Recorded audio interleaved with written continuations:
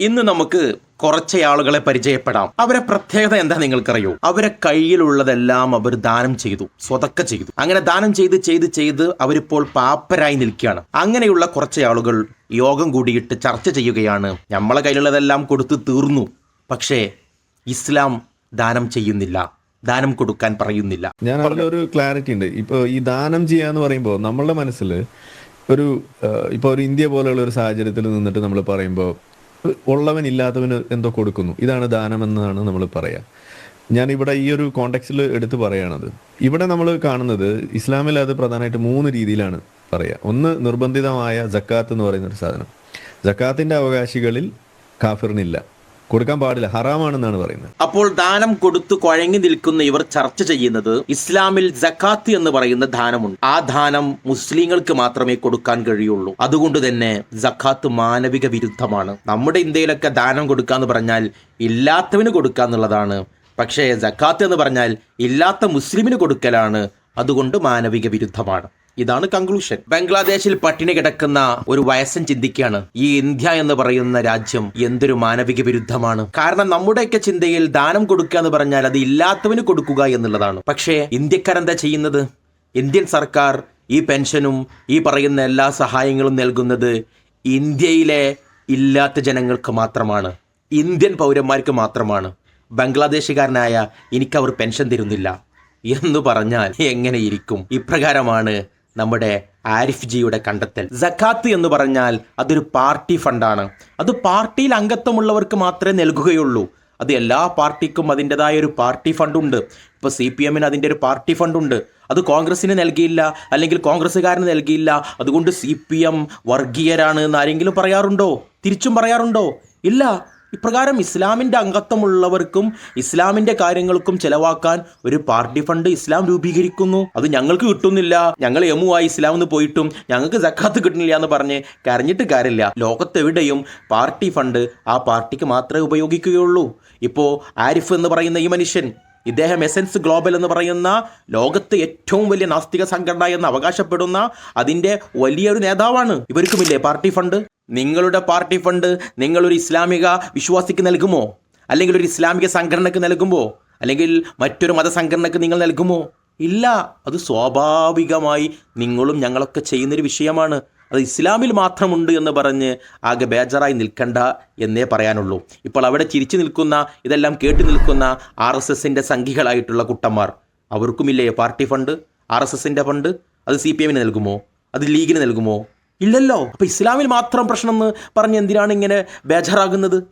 പിന്നെ ഉള്ളത് സദക്ക എന്ന് പറയുന്ന പൊതുവായിട്ട് ഇപ്പൊ നമ്മൾ വെറുതെ നടന്നു പോകുമ്പോൾ നമ്മുടെ കയ്യിലൊരു 10 രൂപ ഇങ്ങനെ കൊടുക്കബിൾ ആയിട്ടുള്ള ഒരു 10 രൂപ ഉണ്ട്, ആരെങ്കിലും ഒരാൾക്ക് കൊടുക്കാം. അവിടെ ഒരു കണ്ടീഷൻ ഉണ്ട്. നിങ്ങളുടെ മുന്നിലേക്ക് അത് ആവശ്യമുള്ള ഒരു മുസ്ലിമും അമുസ്ലിമും കടന്നു വരികയാണ്. 2 പേർക്കും 10 രൂപ വേണം. എൻ്റെ മുന്നിലേക്ക് വരുന്നു, ഞാൻ ആർക്ക് കൊടുക്കണം? എന്താണ് ഇസ്ലാം പഠിപ്പിക്കുന്നത്? ആദ്യം മുസ്ലിമിന്റെ പ്രശ്നം തീർക്കുക, എന്നിട്ട് മതി ആ മുസ്ലിമിന്റെ പ്രശ്നം തീർക്കുക എന്നാണ് ഇസ്ലാം പഠിപ്പിക്കുന്നത്. ആരിഫിനോട് ഈ ചോദ്യം ഞാനൊന്ന് തിരിച്ചു ചോദിക്കട്ടെ. ആരിഫിന്റെ സംഘടനയാകുന്ന എസൻസ് നാളിതുവരെ ചാരിറ്റി ചെയ്തതിന്റെ കണക്കാണ് 37 ലക്ഷം റുപ്യ. ഇത് അവർ തന്നെ സ്പ്രെഡ് ചെയ്തതാണ്. ലോകത്തിലെ ഏറ്റവും വലിയ നാസ്തിക സംഘടന വർഷങ്ങളായിട്ട് ചാരിറ്റി ചെയ്ത കണക്കാണ് 37 ലക്ഷം റുപ്യ. മനസ്സിലായോ നിങ്ങൾക്ക്? ഈ 37 ലക്ഷം റുപ്യയിൽ നിന്ന് 1 ലക്ഷം നിങ്ങൾ സ്വതക്ക കൊടുക്കാൻ വേണ്ടി തീരുമാനിച്ച അപ്പോൾ തന്നെ നിങ്ങളെ മുന്നിൽ ഒരു മുസ്ലിമും പ്രത്യക്ഷപ്പെട്ടു, ഒരു എസൻസ് മതക്കാരനും പ്രത്യക്ഷപ്പെട്ടു. എസൻസ് മതക്കാരൻ നിങ്ങളുടെ അംഗമാണ്, നിങ്ങൾക്ക് വേണ്ടി ശക്തമായി പ്രവർത്തിക്കുന്ന ആളാണ്, നിങ്ങൾക്ക് വേണ്ടി വാദിക്കുന്ന ആളാണ്, നിങ്ങളെ എല്ലാ പരിപാടിയിലേക്കും വരുന്നവനാണ്. മുസ്ലിം ആകട്ടെ നിങ്ങളോട് വിയോജിക്കുന്നു, നിങ്ങളെ ആശയത്തെ എതിർക്കുന്നു, നിങ്ങളുടെ എല്ലാവിധ പരിപാടികളെയും ശക്തമായി അവൻ എതിർത്ത് സംസാരിക്കുകയും ചെയ്യുന്നു. 2 പേർക്കും 1 ലക്ഷം റുപ്യ ആവശ്യമുണ്ട്. നിങ്ങൾ ആർക്ക് കൊടുക്കും? പറ, ആർക്ക് കൊടുക്കും? അപ്പൊ നമ്മുടെ ആരിഫ് ജി പറഞ്ഞത്, ഏതൊരു മുസ്ലിമും സ്വതക്ക കൊടുക്കാൻ വേണ്ടി ഒരു 10 രൂപ എടുത്താൽ ഉടനെ അവൻ്റെ മുന്നിൽ ഒരു മുസ്ലിമും പ്രത്യക്ഷപ്പെടും. 2 പേർക്കും ആ 10 രൂപ ആവശ്യം ഉണ്ടാവും. അവൻ ആർക്കാ കൊടുക്കുക? അവൻ അപ്പോൾ മുസ്ലിമിനെ മുന്തിക്കില്ലേ? അവിടെ കാഫിറിന് കൊടുക്കില്ലല്ലോ. അപ്പോൾ ഇസ്ലാമിൽ കാഫിറിന് സ്വതക്ക കൊടുക്കലില്ലല്ലോ. കണ്ടുപിടുത്താണ്. ഇങ്ങനെ ഒരു സിറ്റുവേഷൻ ഫേസ് ചെയ്യാതെ ഒരു മുസ്ലിമിനും സ്വതക്ക കൊടുക്കലുണ്ടാകൂല. ഒരു 5 റുപ്യ എടുത്തോ, അപ്പം തന്നെ ഒരു ഹിന്ദു മുസ്ലിമും അവൻ്റെ മുന്നിൽ പ്രത്യക്ഷപ്പെടും. നല്ല കണ്ടുപിടുത്ത. എൻ്റെ ആരിഫ് ജി ഈ സിറ്റുവേഷൻ അല്ലാതെ വേറെ സ്വതക്ക കൊടുക്കലുണ്ടാകൂല. ഒന്നാമത് ആരിഫ് ജി പച്ചക്കളവ് പറഞ്ഞു. ഒരു ഹിന്ദു മുസ്ലിമും വന്നാൽ അവിടെ മുസ്ലിമിനെ കൊടുക്കാവൂ, ഹിന്ദുവിന് കൊടുക്കരുത് എന്ന് ഇസ്ലാം പറയുന്നുണ്ട്. എന്ന് പച്ചക്കള്ളം പറഞ്ഞു. അതിന് തെളിവുണ്ട്, കൊടുക്കരുത് എന്നുള്ളതിന് തെളിവ്. ഒരു പക്ഷേ ഇവരെൻ്റെ ആശയത്തോട് യോജിക്കുന്നവനാണ്, രണ്ടിലൊരാൾക്കെങ്കിലും കൊടുക്കണമല്ലോ, രണ്ടാൾക്കും കൂടി കൊടുക്കാൻ കഴിയൂല, ഒരാൾക്കെങ്കിലും കൊടുക്കണം. അപ്പോൾ സ്വാഭാവികമായും മാനുഷിക പ്രകൃതി അനുസരിച്ച് തന്നെ പിന്തുണക്കുന്ന, തൻ്റെ ആശയത്തോട് ചേർന്ന് നിൽക്കുന്ന ഒരാൾക്ക് കൊടുത്തു പോയെങ്കിൽ അതിൽ പ്രശ്നം പറയാനില്ല. മറിച്ച് അവിടെ ഹിന്ദുവിന് കൊടുക്കുക തന്നെ ചെയ്യരുത്, മുസ്ലിമിന് മാത്രമേ കൊടുക്കാൻ പാടുള്ളൂ എന്നതിന് തെളിവ് ആരിഫ് വെക്ക്. ഇനി ആരിഫ് ജിയുടെ വാദം മുസ്ലിങ്ങൾക്ക് മാത്രമേ ധർമ്മം നൽകുകയുള്ളൂ, ഞങ്ങളാകുന്ന ആളുകൾ എല്ലാവർക്കും ധർമ്മം കൊടുക്കും എന്നല്ലേ. ആരിഫിൻ്റെ സംഘടനയാകുന്ന എസൻസ് അവിടുന്ന് പറഞ്ഞതാണ് 33 ലക്ഷം രൂപ ഞങ്ങൾ വ്യക്തിഗത സഹായം നൽകിയിട്ടുണ്ട്. 37 ലക്ഷത്തിൽ 33 ലക്ഷം രൂപ, ബാക്കി പൈസ നിങ്ങൾ ദുരിതാശ്വാസ ഫണ്ടിലേക്ക് കൊടുത്തെന്നാണ് പറയുന്നത്. ഈ വ്യക്തിഗത സഹായം നൽകിയതിൽ എത്ര മുസ്ലിമുണ്ട് പറ? എത്ര ക്രിസ്ത്യൻ ബിലീവർ ഉണ്ട് പറ? നിങ്ങളെ എസൻസ് മതവാദിയല്ലാത്ത മറ്റ് എത്ര പേർ ഈ വ്യക്തിഗത സഹായം നൽകിയതിലുണ്ട്? ആ കണക്ക് പറഞ്ഞിട്ട് മതി ഇസ്ലാമിൻ്റെ മേലിൽ കുതിര കയറാൻ. ഇനി നമുക്ക് ഇസ്ലാമിൻ്റെ ചാരിറ്റി ചർച്ച ചെയ്യാൻ വരുന്ന ഇവരെ ചാരിറ്റിൻ്റെ കണക്കൊന്ന് നോക്കുക. ഈ സംഘിക്കുട്ടന്മാരും ഈ എസൻസ് മതവാദിയായിട്ടുള്ള ആരിഫും എത്ര ചാരിറ്റി ചെയ്തിട്ടുണ്ട്? നിങ്ങൾ ചെയ്തിട്ടുണ്ടോന്നല്ല, നിങ്ങളെ സംഘടന എത്ര ചെയ്തിട്ടുണ്ട്? അതിന്റെ കണക്കിങ്ങോട്ട് പറ. ഇവിടെ വലിയ വലിയ ദുരന്തങ്ങൾ ഉണ്ടായി. കവളപ്പാറയിൽ വലിയ ദുരന്തമുണ്ടായി, വയനാട്ടിൽ ദുരന്തമുണ്ടായി. ലീഗിന്റെ കീഴിൽ കവളപ്പാറയിൽ 50ഓളം വീടിനുള്ള സ്ഥലം കൊടുത്തു, SYSന്റെ കീഴിൽ വീട് നിർമ്മിച്ചു കൊടുത്തു. ഇതൊക്കെ മുസ്ലിം സംഘടനകളാണ്. യൂസുഫ് അലി എന്ന് പറയുന്ന ഒരു മനുഷ്യസ്നേഹിയുടെ കീഴിൽ അവിടെ വീട് വെച്ചു കൊടുത്തു. അദ്ദേഹം എപ്പോഴും പറയാറുണ്ട്, എനിക്ക് ഈ ചാരിറ്റി പഠിപ്പിച്ചു തന്നത് എൻ്റെ മതമാണെന്ന്. ഞാൻ ചോദിക്കട്ടെ, ആരിഫെ, നിന്റെ സംഘടനയായ എസൻസിന്റെ കീഴിൽ ഈ പറയുന്ന കവളപ്പാറയിലോ വയനാട്ടിലോ ദുരന്തമുണ്ടായ എവിടെങ്കിലും ഒരു തറയെങ്കിലും വിട്ടുകൊടുത്തിട്ടുണ്ടോ? തറ, വീടല്ല ചോദിക്കുന്നത്, തറയെങ്കിലും വിട്ടുകൊടുത്തിട്ടുണ്ടോ? ആരിഫിന്റെ ഈ വർത്താനം കേട്ടിട്ട് ഇങ്ങനെ ചിരിച്ചിരിക്കുന്ന സംഘിക്കുട്ടന്മാരുണ്ടല്ലോ. ഞാൻ പണ്ടൊരു RSS കാരനോട് വെല്ലുവിളിച്ചിരുന്നു, മുസ്ലിം ലീഗ് എന്ന് പറയുന്ന ആ പാർട്ടി ഹിന്ദുക്കൾക്കുണ്ടാക്കി കൊടുത്ത വീടിന്റെ പകുതിയെങ്കിലും നിങ്ങൾ RSS ഹിന്ദുക്കൾക്കുണ്ടാക്കി കൊടുത്തിട്ടുണ്ടോ? മുസ്ലിം ലീഗ് ഉണ്ടാക്കിയ ആകെ വീടിൻ്റെ പകുതിയല്ല ഞാൻ ചോദിച്ചത്. മുസ്ലിം ലീഗ് ഹിന്ദുക്കൾക്കുണ്ടാക്കി കൊടുത്ത വീടിൻ്റെ പകുതിയെങ്കിലും നിങ്ങൾ ഹിന്ദുക്കൾക്കുണ്ടാക്കി കൊടുത്തിട്ടുണ്ടോ എന്നാണ് ഞാൻ ചോദിച്ചത്. മറുപടി പറയാൻ കഴിയില്ല. ഈ പറയുന്ന കവളപ്പാറയിലും വയനാട്ടിലും ദുരന്തമുണ്ടായവർക്ക് വീട് വെക്കാനും സഹായം ചെയ്യാനും ഇസ്ലാമിക മതസംഘടനകളും മറ്റു മതസംഘടനകളും ചെയ്യുന്നതിൻ്റെ പകുതിയെങ്കിലും ലോകത്തിലെ ഏറ്റവും വലിയ നാസ്തിക സംഘടന എന്ന് പറയുന്ന ആരിഫിന്റെ സംഘടന ചെയ്തിട്ടുണ്ടോ? പകുതി പോകട്ടെ, 1/4 ഭാഗമെങ്കിലും ചെയ്തിട്ടുണ്ടോ? ആകെ അവരുടെ വയനാട് എസൻസിന്റെ കീഴിൽ കുറച്ച് പ്രവർത്തനം അവിടെ നടത്തി, ഒരു 5-6 ദിവസം പ്രവർത്തനം നടത്തി. അതിന്റെ രസം, ആ പ്രവർത്തനം നടത്തിയവർക്ക് അവരെ സമ്മേളനത്തിൽ വെച്ചുകൊണ്ട് 25,000 രൂപയുടെ ഫലകം നൽകി. 2 ആൾക്കാർക്കാണ് നൽകിയത്. രണ്ടും കൂടിയും കൂട്ടിയാൽ 50,000 രൂപ. തമാശ കേൾക്കണം നിങ്ങൾക്ക്.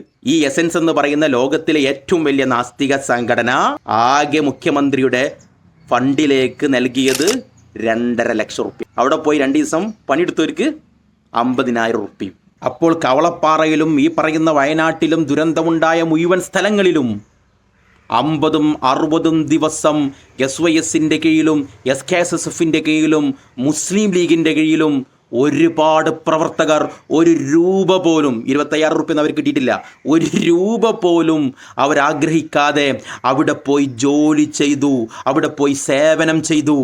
അവിടെ ഒരുപാട് ഹിന്ദുക്കളുണ്ട്, ക്രൈസ്തവരുണ്ട്. ഒരൊറ്റ ഇസ്ലാം മതവിശ്വാസിയും അവിടെ സേവനം ചെയ്ത ഒരാൾ പോലും മുസ്ലിങ്ങൾക്ക് മാത്രമായിട്ട് സേവനം ചെയ്തിട്ടില്ല. മുസ്ലിങ്ങൾക്ക് മാത്രമായിട്ട് അവിടെ മുസ്ലിം ലീഗിന്റെ കിച്ചണിൽ ഭക്ഷണം കൊടുത്തിട്ടില്ല.